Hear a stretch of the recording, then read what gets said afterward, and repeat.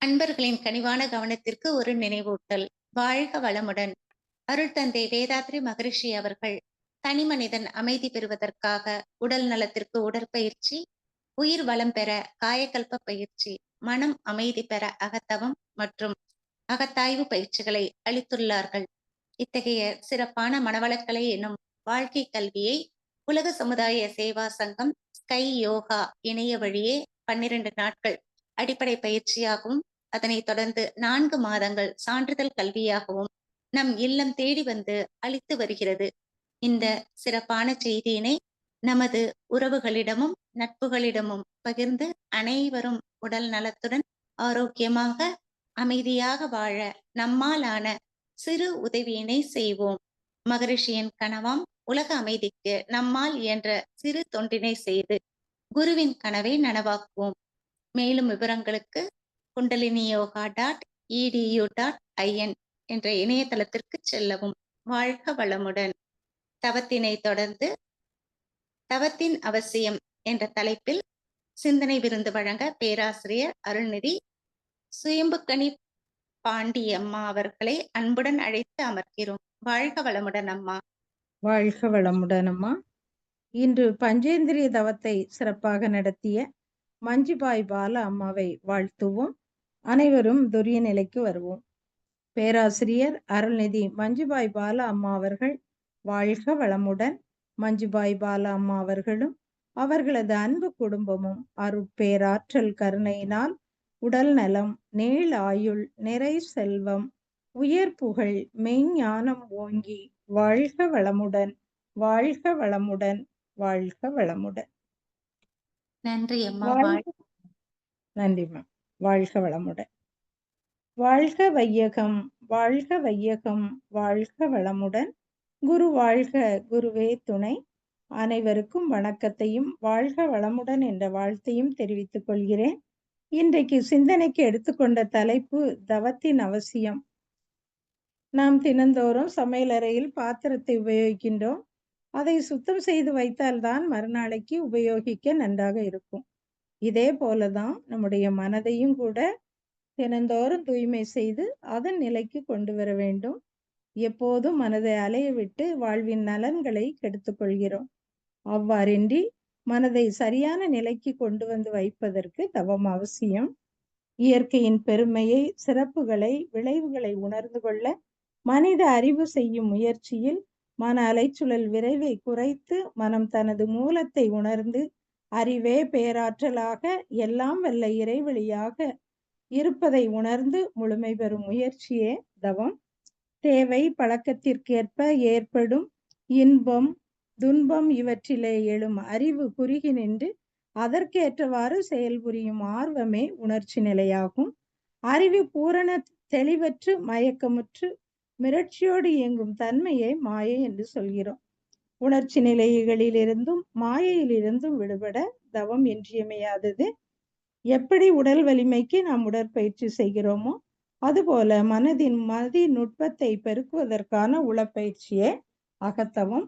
இறை உணர்வு பெறும் நோக்கத்தில் யோகிகளும் ஞானிகளும் சித்தர்களும் கண்ட வாழ்க்கை நெறிதான் தவம். மனித பிறவியின் பெரு நோக்கமும் மதிப்பும் உணர்ந்து புலன்களை ஒழுங்குபடுத்தி அறிவின் நிலை எய்தி ஒழுக்கம், கடமை, ஈகை என்னும் அறநெறிகளை தன் இயல்பாக கொண்டு அயரா விழிப்பு நிலையோடு தானும் வாழ்ந்து பிறரையும் இனிதாக வாழ வைக்கும் உயர் வாழ்வுக்கு தன்னை தகுதியாக்கி கொள்ளக்கூடிய பயிற்சிதான் தவம். தன்னையும் மறவாது ஒன்றையும் நினைக்காமல் இருப்பது தவம். அப்போ தவம் செய்வது தேவைதானா அப்படின்னா, தவம் என்பது தனக்குள் விடை தேடும் பயிற்சி.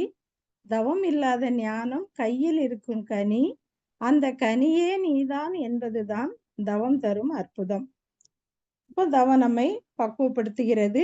அப்போ தொடர்ந்து நம்ம செய்து வரும்போது இறைநிலையை நோக்கி பயணித்து அதை தெரிந்து கொள்ள நம்மை தயார் செய்து கொள்வது தவம்.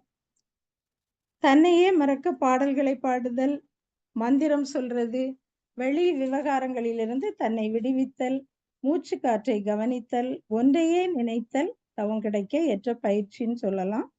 நீண்ட நெடுங்காலமாக பிறவிகளை எடுத்து வந்து உணர்ச்சி வயப்பட்ட நிலையிலே தான் வாழ்ந்து பழகிட்டு இருக்கும். அப்ப இப்படியே இருக்கிற வரையில் மனிதனானவன் மனித தன்மையோ இறைத்தன்மையோ அடைய முடியாது. அதுக்கு அமைதி நிலைக்கு வரணும். சிந்தனை உயர வேண்டும், நுண்மை பெற வேண்டும், உண்மை உணர்வு வேண்டும். அப்பொழுதுதான் மனிதன் மனிதனாக வாழ முடியும்.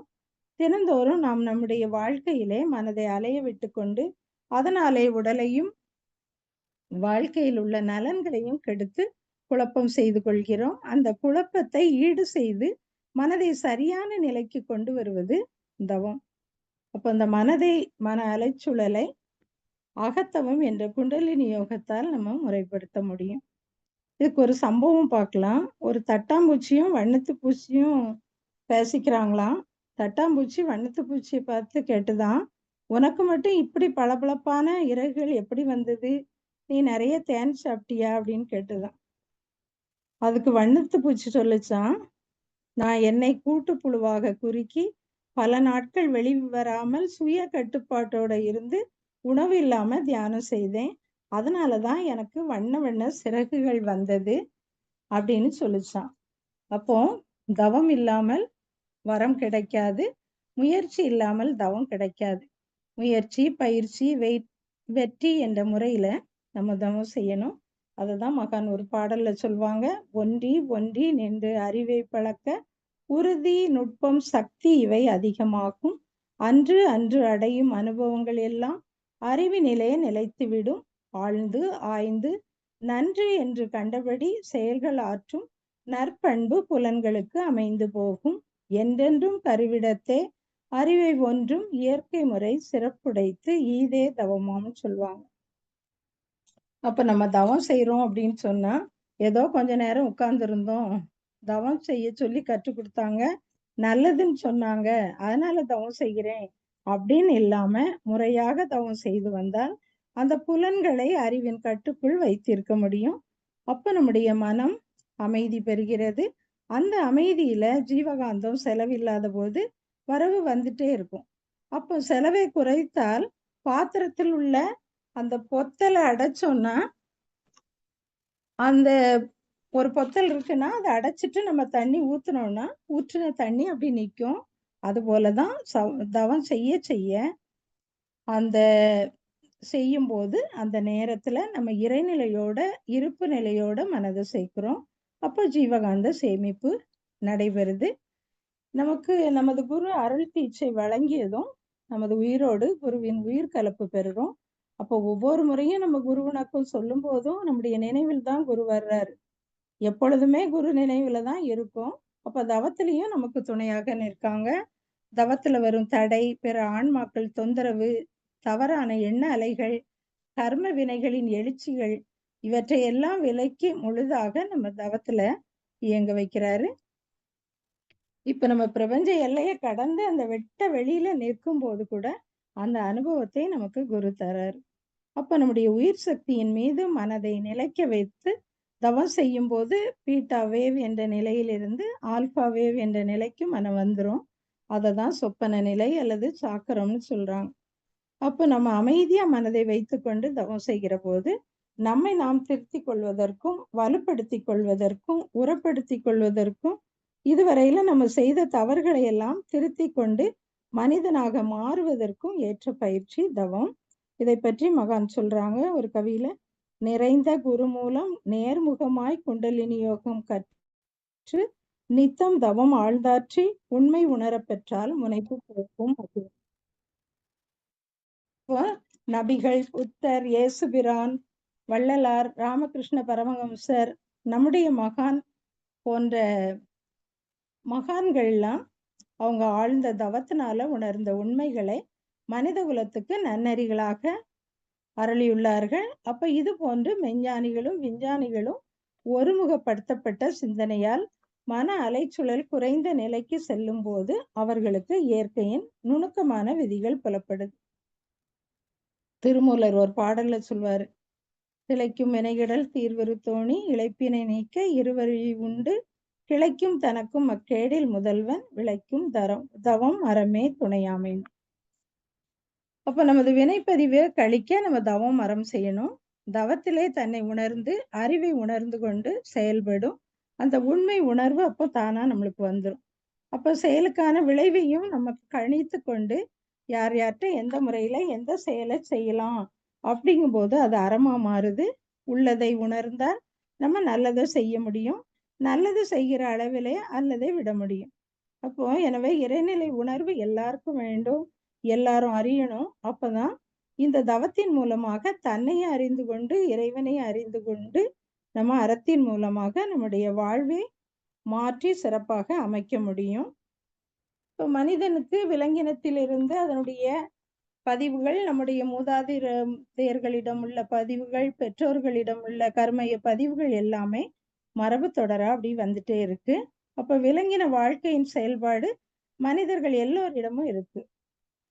அதனால எல்லோரும் இந்த பதிவின்படி தான் நம்ம செயல்படுறோம். அதான் திருவள்ளுவர் சொல்வாரு, நுண்ணிய நூல்பல கற்பினும் மற்றுந்தன் உண்மை அறிவே மிகும். இப்போ மனித உடல்ல உள்ள செல்கள், மூளை செல்கள், உயிர் துகள்கள், அறிவு, ஜீவகாந்தம் என்ற ஐவகை இணைப்பு இயக்கத்தால் தான் செயல்களும் கருத்துக்களும் பதிவாவதும், அப்படி ஏற்பட்ட பதிவுகள் தேவை, பழக்கம், பிற மக்கள் மற்றும் பொருட்களுடைய தூண்டுதல், சூழ்நிலைகள் இவற்றிற்கேற்ப எண்ணங்களாக மலர்ச்சி பெற்று சிந்தனை, பேச்சு, செயல் என்ற மூன்றில் முடிவு பெறுது. இப்ப நம்முடைய பாவப்பதிவின் அடையாளம் உடலிலே நோய், உள்ளத்திலே களங்கம், மனதிலே குழப்பம், வாழ்க்கையில் சிக்கல்களாக வருது.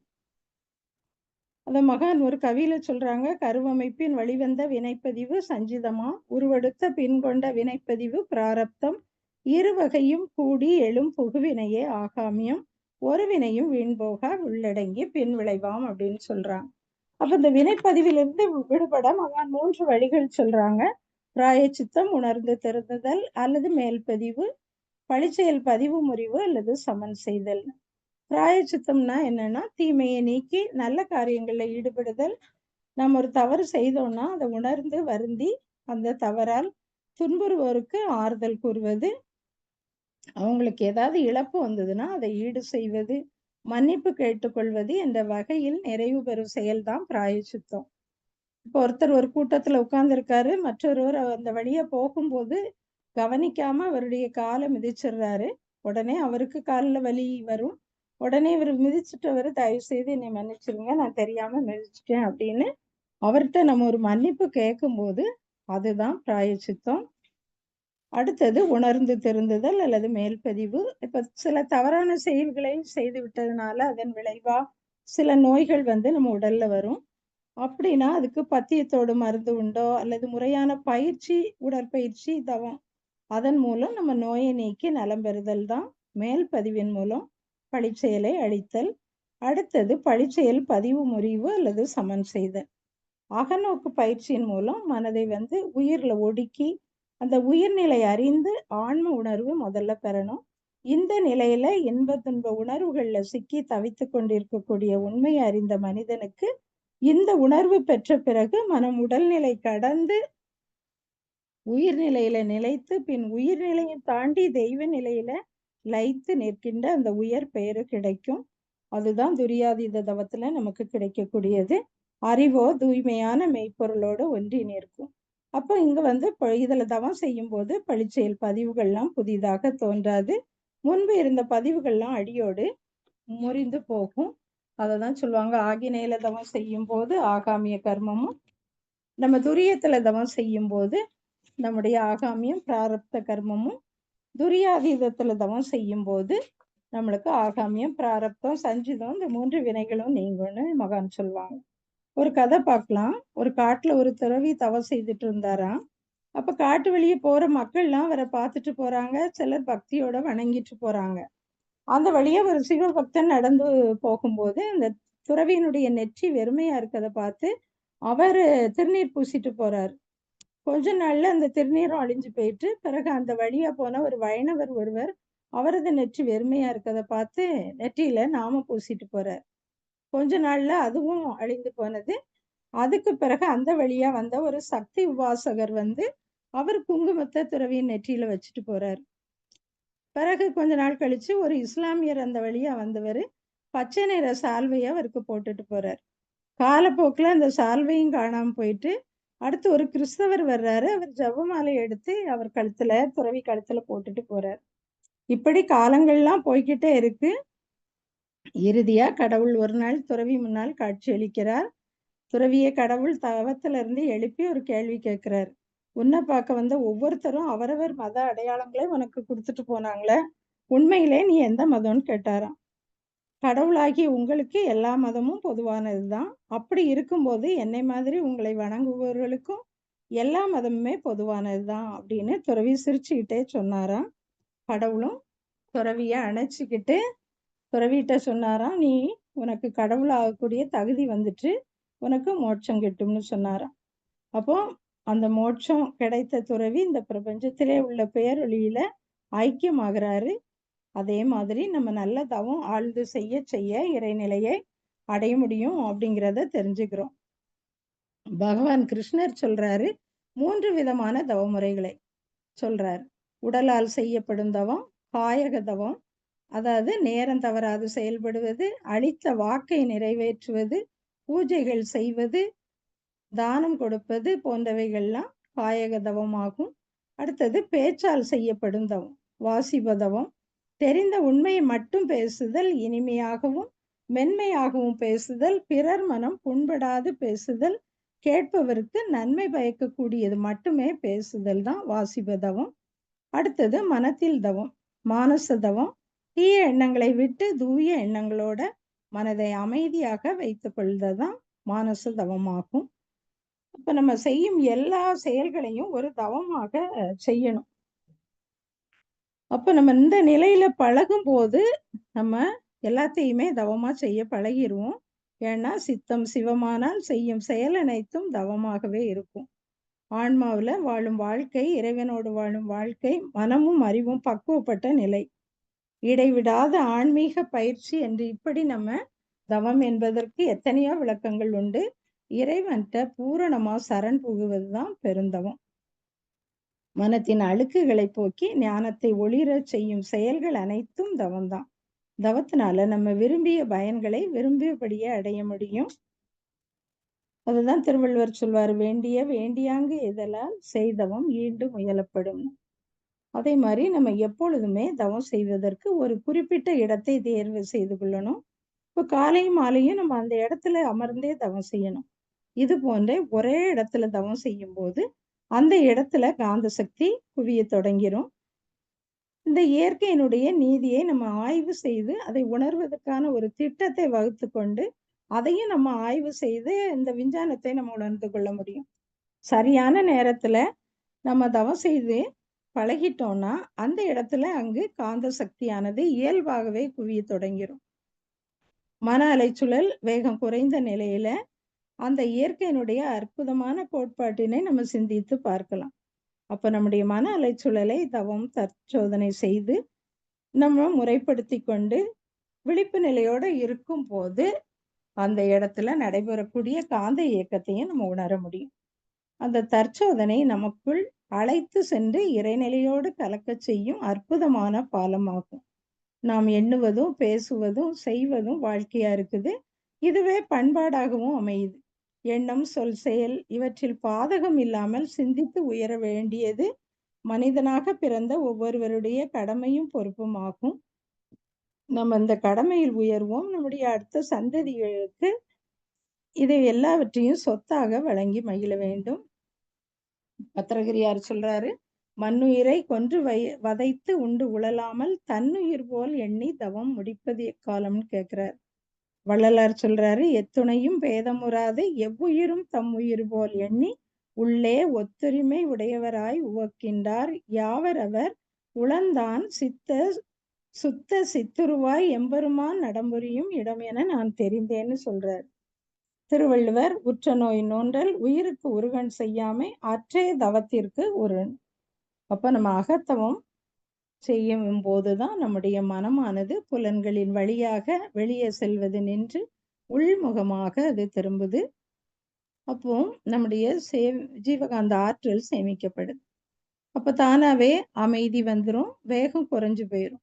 இததான் யோக சாஸ்திரத்துல நூல்கள்ல பிரத்யாகாரம் அப்படின்னு சொல்றாங்க.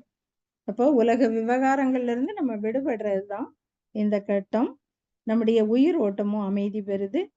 நுண்மையாக இயங்கத் தொடங்குது. இப்படி அமைதியா உயிர் சக்தி இயங்க ஆரம்பிக்கும் போது நம்முடைய உடல்ல வெப்ப ஓட்டம், காற்று ஓட்டம், இரத்த ஓட்டம், செல்களினுடைய இயக்கம் எல்லாமே அமைதி பெறும். நம்ம என்ன நினைக்கிறோமோ அது நடக்கிற அளவுக்கு ஒரு பேதமில்லாத மன திருப்தியாக, அமைதியாக, உண்மை உணர்கின்ற அளவுக்கு, சிந்திக்கின்ற அளவுக்கு நமக்கு மனம் அமைகிறது. இப்படி பழக பழக தான் அறிவு, பேரறிவு நிலையை தொடுவதற்கு ஒரு நுண்ணிய நிலை உண்டாகும். அந்த நுண்மையான நிலை என்னன்னு பார்த்தோம்னா, இதுவரைக்கும் நம்ம தவத்துக்கு முன்னால சிறிய, பெரிய உருவங்கள பார்த்து தான் பழக்கப்பட்டிருக்கோம். அதுக்கு பதிலா இப்ப நுண்ணியதாக உள்ள அந்த உயிர் சக்திய வந்து நம்ம ஒவ்வொரு இடத்துலயும் உணர்றோம். அந்த நுண்ணிய நிலைக்கு வந்தவுடனே, அந்த நுண்மையிலே இருந்து அதுக்கு அடுத்த உண்மைய உணரக்கூடிய அளவுக்கு நம்மளுக்கு ஒரு திருப்பம் வருது. அதனால நம் தவத்தை வந்து ஆழ்ந்து செய்யணும். இப்ப எல்லாரும் மொபைல் வச்சிருக்கோம். அதுல சார்ஜ் இல்லாம சார்ஜர் ரிப்பேரோ ஆகி நம்ம சார்ஜ் போட முடியாம ஒரு இடத்துல இருந்தா ரொம்ப கஷ்டப்படுவோம். அதுக்கு பிறகு அத சார்ஜ் போட்டா தான் நம்ம அந்த மொபைல உபயோகப்படுத்த முடியும். அதுபோல தான் நம்முடைய உடலும், மனமும் அதிக வேலை செய்றதுனால ஜீவகாந்தம் வெளியேறி திரும்ப வேலை செய்ய முடியாத அளவுக்கு உடல் சோர்வடைந்து விடுது. அப்போ ஆழ்ந்து ஆழ்ந்து தவம் செய்யும்போது தான் ஜீவகாந்தம் சேமிக்கப்படுது. ரமண மகரிஷி சொல்வாரு, எண்ணங்களை துரத்தாதே, அவை எங்கிருந்து வருகின்றன என்று பார், மூலத்தை பின்தொடரு, அதுதான் தியானம். தியானம் செய்வோம், மன அமைதி பெறுவோம் அப்படின்னு சொல்றார். பாரதியார் சொல்றாரு, மனிதன் சோறு உண்பதை விட்டாலும் விடலாம், ஆனால் தனி இடத்தில் தியானம் செய்ய மறக்கக்கூடாது. தியானம் செய்தால் நல்ல சிந்தனை மனதிற்குள் நுழையும், கெட்ட சிந்தனைகள் மறைந்துவிடும். தியானத்தின் சக்தியை எளிதாக நினைக்க வேண்டாம், மனம் விரும்பியபடி எல்லாம் மாற்றும் சக்தி தியானத்திற்கு இருக்கிறது. புதரில் பற்றிய தீ போல தியான பயிற்சி, மனக்கவலை பற்றிய தீ போல தியான பயிற்சி மனக்கவலையை போக்கவல்ல நெருப்பாக இருக்கு அப்படின்னு சொல்றார். அப்போ நம்ம வாழும் காலத்துல முழுவதும் தவம் இயற்றி வர வேண்டும். எத்தனை வயதுல வேணாலும் நம்ம குருவிட்ட தீட்சை பெறலாம். தொடர்ந்து தவமும் தற்சோதனையும் செய்து வருவது நல்லது. கூடவே நம்முடைய மகான் கொடுத்த காயகல்ப பயிற்சி, உடற்பயிற்சியும் நம்ம செய்து வர வேண்டும். அப்போ தவம் தொடர்ந்து செய்யும் போது நம்மளுக்கு வழக்கமா இப்போ நம்ம தவம் செய்துட்டே இருக்கோம். அப்ப வழக்கமா செய்யும்போது நம்ம தவம் செய்யாத போது கூட நம்ம மனம் விரிந்து இருப்பதை பார்க்கலாம். அப்படி அந்த விரிந்த நிலையிலே யாருக்கு எப்போது அந்த விரிந்த நிலையில மனம் வருதோ அப்பெல்லாம் நம்ம எளிதா நம்மளுக்கு தவம் வந்து சித்திக்கும். அப்போ தவம் செய்யறதுனால நம்மளுக்கு நிறைய நன்மைகள் கிடைக்குது. இப்ப நம்முடைய கர்மயத்தை தூய்மையாகவும், வலுவுடையதாகவும், அமைதியும் இன்பம் பெருக்கும் திறனுடையதாகவும் மேம்பட உதவுது. மனிதனின் இறை உணர்வும், உயிர் விளக்கமும், அறநெறி நின்று வாழும் தன்மையும் உண்டாகும். எண்ணம் சொல் செயல்கள்ல தவறு செய்யா விழிப்பு நிலை மேலோங்குது. அறிவின் திறன் கூடி அதன் கிரகிக்கும் சக்தியும் கூடுது. ஒத்துப்போதல், சகித்து கொள்ளுதல் போன்ற பண்புகள்லாம் மலருது. அவ்வப்போது செய்துவிடக்கூடிய தவறுகளையும் நம்மிடம் இருக்கக்கூடிய தீய குணங்களையும் களைந்து தூய்மையையும் பெருக்கிக் கொள்ள துணை பெறுது. அப்போ ஆக்கப்பூர்வமான செயல்களை ஆற்றக்கூடிய திறன் ஓங்குது. தனி மனித அமைதி, குடும்ப அமைதி, சமுதாய அமைதி மூலம் உலக அமைதிக்கு வழி வகுக்கிறது. நடக்கக்கூடியதையே நினைக்க செய்து, நினைத்ததையே நடக்க செய்கிறது. நம்முடைய மனோசக்தி பெருகுது, ஆன்மீக முன்னேற்றம் ஏற்படும், அறிவாட்சி திறன் பெருகும், இறை உணர்வு கிட்டும், தன்னை பற்றி அறிய முடியும், அடுத்தால தன்னையும் சரி செய்து கொள்ள முடிகிறது. இப்போ மகான் ஒரு கவிதையும் சொல்லுவாங்க, என்னுள்ளே அகத்ததுவாய் இயங்குகின்ற ஏற்றமிகு பேரறிவுன்னு. அப்ப நம்ம ஒழுங்கா தவம் செய்து வரும்போது நமக்குள் இருக்கும் பேரறிவு நம்ம செய்யும் ஒவ்வொரு செயலையும் இது நல்லது, இது தவறு அப்படின்னு சொல்லிட்டே இருக்கும். நம்ம உள்ளே இருக்கக்கூடிய அந்த இறைநிலை தான் எல்லாவற்றையும் நடத்துகிறது என்ற தெளிவும் நம்மளுக்கு கிடைக்கும். அந்த மகான்கிட்ட ஒரு அன்பர் ஒரு கேள்வி கேட்டாங்களாம், சுவாமிஜி அதிக வெளிச்சம் உள்ள இடத்துல இருந்து தவம் செய்யலாமான்னு கேட்டாராம். தவிர்க்க முடியாத போது வெளிச்சத்துல செய்யலாம், பரவாயில்ல. முடிந்தவரை வெளிச்சத்தை குறைத்து கொள்ளலாம். வெளிச்சம், சத்தம் இவை இரண்டும் குறைவாக இருந்தாதான் ஜீவகாந்த செலவு குறைவா இருக்கும், மன அமைதியா இருக்கும், தவம் எளிதா கெட்டும்னு மகான் சொன்னாங்களாம். இப்போ சுவாமி விவேகானந்தர் சொல்றாரு, ஆன்மீக வாழ்க்கைக்கு மிகவும் உயர்ந்த துணை தவம். தவத்தில் நாம் நமது தூல நிலைகள் அத்தனையும் விட்டு தெய்வீக இயல்பை உணர்கிறோம் அப்படின்னு சொல்றார். மகான் ஒரு பாடல்ல சொல்றாங்க, குறைபோக்கும் குண்டலினி தவத்தின் மூலம் குவிந்து மனம் உயிரோடும் உறையும், மேலும் மறைபொருளாம் அறிவு அதன் முழுமை பெற்று மா அமைதி அனுபவிக்கும் நிலைக்களமாம் இறைவனது திருநிலையில் இணையும். அப்போ இன்ப துன்ப வெறுப்பு வெறுப்பிவை கடந்து நிறைவு பெறும், தீய வினை அகலும், வாழ்வில் நிகழ்வதெல்லாம் பேரின்ப ஊற்றாய் மாறும்னு சொல்லுவாங்க. எனவே நம்ம எல்லாருமே மகான் நமக்கு கொடுத்த அந்த 9 தவங்களையும் செய்து நம்முடைய வினை பதிவுகளை போக்கி பிறவி பயனான இறைநிலையை அடைவோம் என்று கூறி, எனக்கு வாய்ப்பளித்த ஸ்கை ஆன்லைன் பொறுப்பாளர்களுக்கும் மற்றும் அனைத்து மெய்யன்பர்களுக்கும் எனது நன்றியை தெரிவித்துக் கொள்கிறேன். வாழ்க வளமுடன், வாழ்க வளமுடன், வாழ்க வளமுடன். நன்றிங்கம்மா. சிறப்பான ஒரு சிந்தனை விளக்கம். தவத்தை பத்தி சொல்லிருக்கீங்க, அருமையா சொல்லிருக்கீங்க. தன்னை மறவாது ஒன்றையும் அறியாமல் இருப்பது தவம். மனிதன் தவறுகளை செய்துட்டே உணர்ச்சி வயப்பட்ட நிலையில இருந்தா மனித தன்மையோட இருக்க முடியாது. அதுக்கு தவம் ரொம்ப அவசியமாகுதுன்னு சொல்லியிருக்கீங்க. அதுக்கு ஒரு வண்ணத்து பூச்சி தியானம் பண்ணிதான் அதுக்கு அழகான இறக்கைகள்லாம் வந்தது அப்படின்றதையும் ஒரு எளிமையான உதாரணத்தோட சொன்னீங்க. கிருஷ்ணர் 3 தவங்களை பத்தி சொல்லியிருக்காருங்கிறதையும் அதையும் குறிப்பிட்டிருக்கீங்க. எப்படி நம்ம பாத்திரத்தை தினம் தினம் சுத்தம் செய்யறோமோ அது போல மனதை சுத்தம் செய்யறதுக்கு தவம் ரொம்ப அவசியம். நம்ம செய்யக்கூடிய எல்லா செயலுமே தவமா இருக்கணும்னு தவத்தோட அவசியத்தை பத்தி சொல்லியிருக்கீங்க. தவத்தினால கிடைக்கக்கூடிய பயன்கள் என்ன அப்படின்னா, பழிச்செயல்கள் போகும், இறை உணர்வு கிடைக்கும். அப்புறம் நம்ம நினைச்சதெல்லாம் நடக்கும். அப்புறம் நம்ம மனது அறிவு நுண்ணிய நிலைக்கு வரும்னு சொல்லியிருக்கீங்க. ஜீவகாந்த செம்பு இப்படி நிறைய சொல்லியிருக்கீங்க. அதே மாதிரி ரமண மகரிஷி, அப்புறம் நம்ம இவரு மகான் விவேகானந்தர், இவங்களை பத்தி எல்லாம் கூட மேற்கோள் காட்டியிருக்கீங்கம்மா. ரொம்ப சிறப்பா இருந்தது. தவத்தின் அவசியத்தையும் பயன்களையும் சிறப்பா எங்க எல்லாருக்கும் புரியும்படி எளிமையான உதாரணங்களோட சொல்லியிருக்கீங்க.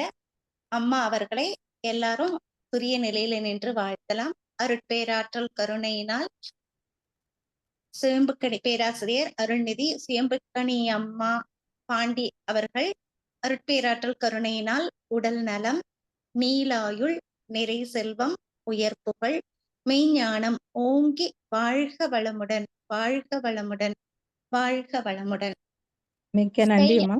வாழ்க நன்றி. வளமுடன். வாழ்க வளமுடன்.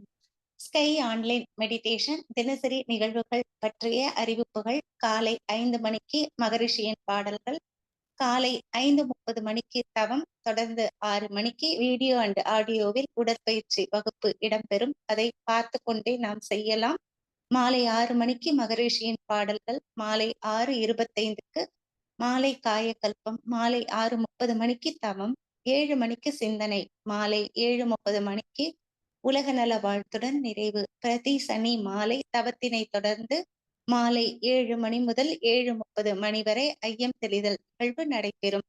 பிரதி ஞாயிறு மாலை 7 மணி முதல் 7:30 மணி வரை சிந்தனை நடைபெறும். உலக நல வாழ்த்து. உலகமெல்லாம் பருவமழை ஒத்தபடி பெய்யட்டும். உழவரெல்லாம் தானியத்தை உவப்புடனே பெருக்கட்டும். பல தொழில்கள் புரிகின்ற பாட்டாளி உயரட்டும். பகுத்துணர்வில் தொகுத்துணர்வு பண்பாட்டை உயர்த்தட்டும். கலகங்கள் போட்டி பகை கடந்தாட்சி நடக்கட்டும். கல்லாமை கடன்வறுமை களங்கங்கள் மறையட்டும். நலவாழ்வை அளிக்கும் மெய் ஞான ஒளி வீசட்டும்.